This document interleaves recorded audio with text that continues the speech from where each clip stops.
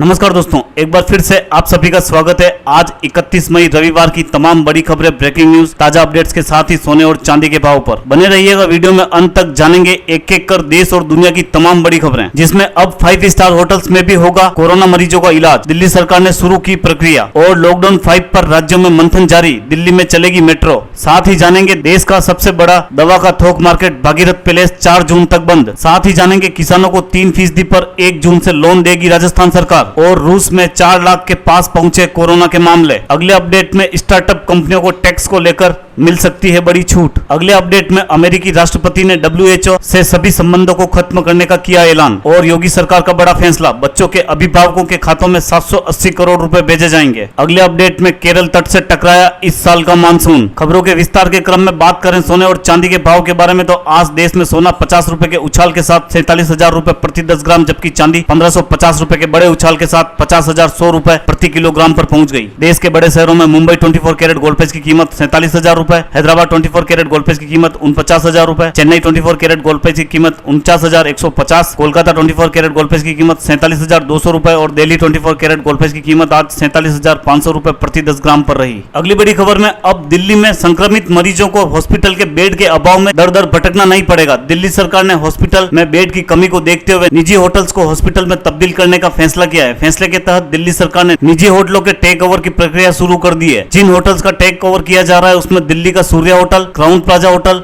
Siddharth hotel, Sheraton और जीवितेश hotel शामिल है। इन 5 होटलों को दिल्ली के 5 बड़े हॉस्पिटल के साथ अटैच किया जा रहा है। अगली बड़ी खबर में, बढ़ते संक्रमण को रोकने के लिए पिछले 24 मार्च से लॉकडाउन चल रहा है। लॉकडाउन का चौथा चरण रविवार यानी आज समाप्त होने वाला है और देश में संक्रमित मरीजों की संख्या तेजी से बढ़ रही है। इन सबके बीच राहत की खबर यह है कि संक्रमित लोगों के ठीक होने का आंकड़ा भी तेजी से बढ़ रहा है। महाराष्ट्र सरकार सबसे कम जोखिम वाले इलाकों में जून के मध्य तक स्कूल को फिर से खोलने पर विचार कर रहा है। उत्तर प्रदेश की सरकार राज्य में पूजा स्थलों और दुकान, बाजार और मॉल को फिर से खोलने पर विचार कर रही है। वहीं तेलंगाना में सैलून और पब को छोड़कर सभी दुकानें खुली है। हैदराबाद को छोड़कर राज्य में चलने वाली RTC की बसें भी चल रही है। अगली बड़ी खबर में, दिल्ली में संक्रमण के मामले 17,000 के पार चले गए हैं। लोगों की चिंता अब बढ़ने लगी है। इस बीच दिल्ली में भारत की सबसे बड़ी थोक की दवा मार्केट भागीरथ पैलेस को 4 जून तक के लिए बंद करने की घोषणा की गई है। भागीरथ पैलेस बाजार में 700 से अधिक दवा और सर्जिकल की थोक दुकानें हैं। यहाँ से पूरे भारत में दवा और मेडिकल उपकरण का कारोबार होता है। यहाँ के दुकानदार लॉकडाउन 1 से अब तक सेवाएं दे रहे थे, लेकिन अब खुद की हालत बिगड़ने पर यह फैसला लेना पड़ा है। इससे दिल्ली समेत अन्य राज्यों में दवा की उपलब्धता में दिक्कत हो सकती है। अगली बड़ी खबर में, लॉकडाउन के चलते किसानों को राहत देने के लिए राजस्थान सरकार 1 जून से किसानों को 3% ब्याज पर लोन देगी। प्रदेश के सभी जिलों में एक साथ फसल रहन लोन का वितरण शुरू होगा।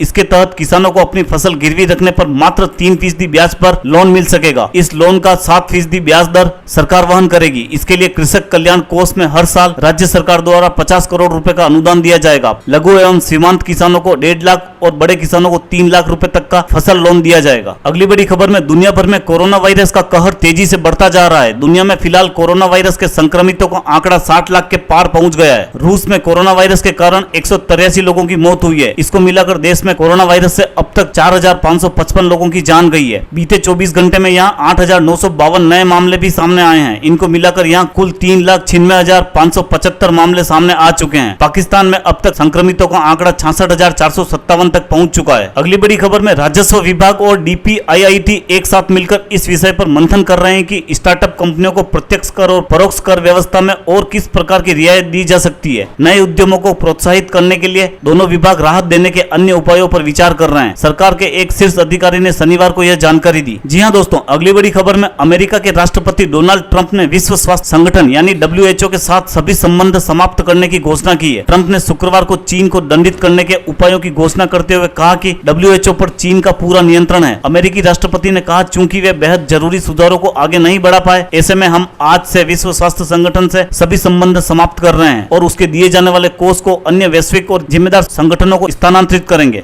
अगली बड़ी खबर में, CM योगी की प्राथमिकता वाले बेसिक शिक्षा विभाग को लेकर सरकार ने बड़ा आदेश दिया है। सरकार प्रदेश के प्राइमरी और अपर प्राइमरी स्कूलों में पढ़ने वाले 1,80,00,000 छात्र छात्राओं के अभिभावकों के खातों में करीब 780 करोड़ रुपए भेजेगी। ये रकम सीधे अभिभावकों के खातों में भेजी जाएगी। इतना ही नहीं, सरकार लॉकडाउन और गर्मी की छुट्टियों के समय का मिड डे मील का राशन भी छात्र छात्राओं के परिवार को देगी। अगली बड़ी खबर में, भारतीय मौसम विभाग के पूर्वानुमान के उलट मानसून शनिवार को केरल के तट से टकराया। निजी एजेंसी स्काईमेट ने इस बात का दावा किया किया है। भारतीय मौसम विभाग ने कहा था कि मानसून 1 जून को केरल तट से टकराएगा, लेकिन अब 2 दिन पहले ही इसकी आने की खबर है। हालांकि भारतीय मौसम विभाग ने अभी आधिकारिक तौर पर इसका कोई ऐलान नहीं किया है। तो दोस्तों, खबरों का सिलसिला यही समाप्त करते हैं। अगर आप हमारे चैनल पर पहली बार विजिट कर रहे हैं तो आप हमारे चैनल का सब्सक्राइब कर लें, साथ ही बेल का आइकन भी दबा दें, जिससे हर बड़ी खबर सबसे पहले आप तक पहुंच सके। धन्यवाद दोस्तों।